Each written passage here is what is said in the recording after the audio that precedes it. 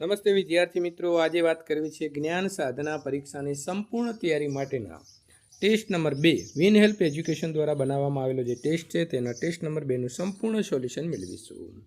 મિત્રો, વિજ્ઞાનના chapter number 1 અને 2ના આપણે મોસ્ટ આઈએમપી પ્રશ્ન લીધેલા છે. તો એ પહેલાં ચેનલની અંદર પ્રથમ વખત આવ્યા છો અને આ પ્રકારના 56 ટેસ્ટ મેળવવા માગો છો તો હમણાં જ ચેનલને સબસ્ક્રાઈબ કરવા નમ્ર વિનંતી છે. નીચે મિત્રો ડિસ્ક્રિપ્શનની અંદર જે છે આપણી પ્લેલિસ્ટની એક લિંક આપેલી છે અને ત્યાંથી ક્લિક કરીને તમે સંપૂર્ણ ટેસ્ટ મેળવી શકો છો. નીચે આપેલા પ્રશ્નોની અંદર તમારે યોગ્ય વિકલ્પ પસંદ કરવાના છે. સિંચાઈની કઈ પદ્ધતિમાં પાણીનો વ્યય સૌથી ઓછો થાય છે? વ્યય એટલે બગાડ. તો શામાં સૌથી વધારે પાણીનો વ્યય ઓછો થાય છે? તો ટપક પદ્ધતિની અંદર, જ્યાં પાણીની જરૂરિયાત છોડને હોય છે તેના મૂળમાં જ આપવામાં આવે છે. હડકવાની રસી જે છે તેના શોધક કોણ હતા? તો સાચો જવાબ વિદ્યાર્થી મિત્રો આવશે ડૉક્ટર લુઈ પાસ્વરે. હવે તમારા માટે એક પ્રશ્ન છે કે ડૉક્ટર એડવર્ડ જેનર જે હતા એમણે કઈ રસીની શોધ કરી હતી તેની તમારે કોમેન્ટ કરવાની છે. આમાં માત્ર હોશિયાર વિદ્યાર્થીઓ જ જવાબ આપી શકશે એવું મને લાગે છે. જોઈએ છીએ કે કેટલા હોશિયાર વિદ્યાર્થીઓ આપણો સાચો જવાબ આપી શકે છે.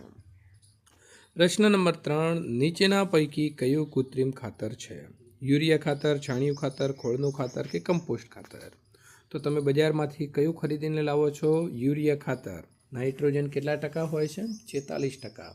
એની બોરી ઉપર લખેલું તમે જોયું હશે. પ્રશ્ન નંબર 4, કયું જોડકું ખોટું છે? તો ખાસ તો તમે જો પહેલાં જ્યારે પ્રશ્નપત્ર લખવા બેસો છો, જોડકું સાચું છે, ખોટું છે, સત્ય છે, અસત્ય છે જોઈ લેવાનું. નહીંતર શું થાય કે બેક્ટેરિયા છે તો મેલેરિયાકારક, તો આપણને એવું લાગે કે ભાઈ આ તો ખોટું છે. વાયરસ એડિસકારક સાચું છે, ઈસ્ટ તો બ્રેડનું બેકિંગ સાચું છે, અને રાઇઝોબિયમ એ નાઇટ્રોજનની સ્થાપન. તો 3 સાચા છે. એટલે જે જોડકું અને આ 3માંથી એક ઉપર નજર પડીને આપણે લખી દઈએ તો ખોટું કહેવાશે. એટલે વિદ્યાર્થી મિત્રો, આપણે ખોટું જો વાત કરીએ તો બેક્ટેરિયા એ મેલેરિયાકારક છે તે ખોટું આવશે. પ્રશ્ન નંબર 5, બ્રેડ અને ઇડલીની કણક ફૂલવું જે છે એ ફૂલવાનું કારણ કયું હોઈ શકે છે? તો ઈસ્ટના કોષોની અંદર વૃદ્ધિ થાય છે એટલે આપણને બ્રેડ અને ઇડલી ફૂલેલા દેખાય છે. પ્રશ્ન નંબર 6, નીચેના પૈકી કયું વિધાન સાચું નથી? તો અહીં આપણે સાચું વિધાન નથી તે શોધવાનું છે. સિમ્બી કુળની વનસ્પતિના મૂળ ગંડિકાઓમાં રાઇઝોબિયમ બેક્ટેરિયા જે છે તે હોય છે તો સાચું છે. કૃત્રિમ ખાતર છે એ યુરિયા કૃત્રિમ ખાતર છે. છાણિયું ખાતર એ કુદરતી ખાતર છે તો આ પણ સાચું છે. હાર્વેસ્ટર એ જમીન ખેડવા માટે મિત્રો યાંત્રિક ઓજાર છે તો આ ખોટું આવશે. એટલે આપણો સાચો જવાબ આપણે લખવાનો છે ડી. હાર્વેસ્ટરથી જમીનનું ખેડાણ થઈ શકે નહીં, એના માટે કલ્ટિવેટરની જરૂર પડે છે. કોને સજીવ અને નિર્જીવને જોડતી કડી કહે છે? તો સાચો જવાબ આવશે વાયરસ. એ સજીવ અને નિર્જીવને જોડતી કડી છે. પ્રશ્ન નંબર વિદ્યાર્થી મિત્રો 8, ખરીફ પાકને સમયગાળો નીચેના પૈકી કયો છે? ખરીફ. તો ખરીફ પાક ક્યારે લેવાય પહેલાં તો એ તમને ખબર હોવી જોઈએ. તો વિદ્યાર્થી મિત્રો, જૂનથી સપ્ટેમ્બરની અંદર લેવામાં આવે છે. તો આપણને ખ્યાલ હોવો જોઈએ કે ચોમાસામાં જે પાક લેવાય છે તેને ખરીફ પાક કહેવાશે. શિયાળામાં લેવાતો હોય તો તેને રવિ પાક, અને ઉનાળામાં લેવાતા પાકને શું કહેવાશે એ તમારે કોમેન્ટ બોક્સમાં લખવાનું રહેશે. 2, 4D કયા પ્રકારનું રસાયણ છે? તો આપણે ભણી ચૂક્યા છીએ. 2 અને 4D એ કયા પ્રકારનું રસાયણ છે? તો એ નીંદણનાશક છે. તો વિદ્યાર્થી મિત્રો, નીંદણ એટલે શું?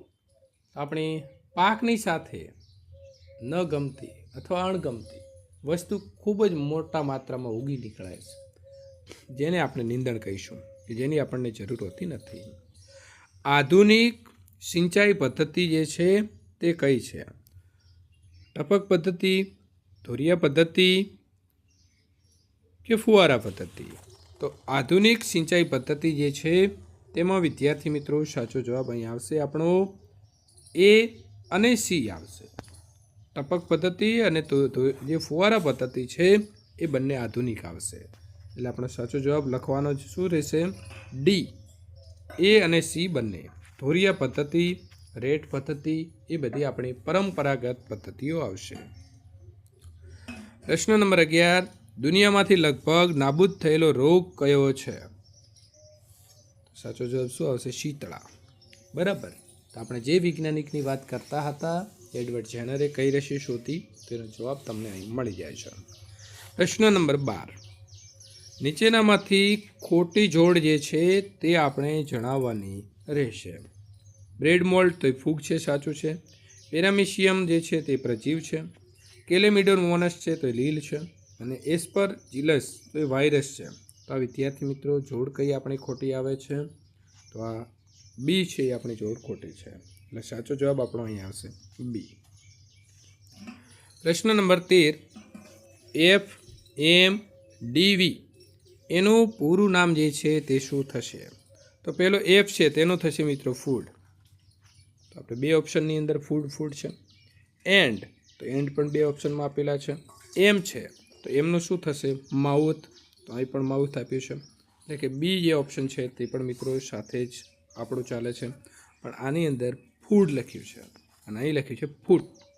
એટલે સાચો જવાબ આપણો બની જાય છે D, foot and mouth disease virus. પ્રશ્ન નંબર 14. નીચેના પૈકી કઈ જોડ જે છે તે મિત્રો સાચી નથી? તો આપણે ખોટી જોડ શોધવાની છે. સિંચાઈ માટે રહેટ, હા આપણે પરંપરાગત રીતે ઉપયોગ થતા હતા. હળ છે તો એને ફાલ હોય છે, જે જમીનના ખેડાણ માટે જરૂરી છે. કૃત્રિમ ખાતર તો NPK બરાબર છે. અને લણણી માટે ખુરપી વપરાતી નથી, દાંતરડું વપરાય છે. તો ખુરપી નીંદણવા માટે વપરાય છે. વાયરસનું જે છે તેનું બીજું નામ શું આવશે? તો વાયરસને મિત્રો આપણે શું કહીશું? વિષાણુ કહીશું. વિષાણુ એ વાયરસ છે અને વાયરસજન્ય રોગ એ ફેલાવાનું કામ કરે છે. આ પ્રકારના ટેસ્ટ નંબર 3નું સોલ્યુશન મેળવવા માટે અહીં આપેલી એન્ડ સ્ક્રીન ઉપર ક્લિક કરીને સોલ્યુશન મેળવી શકશો.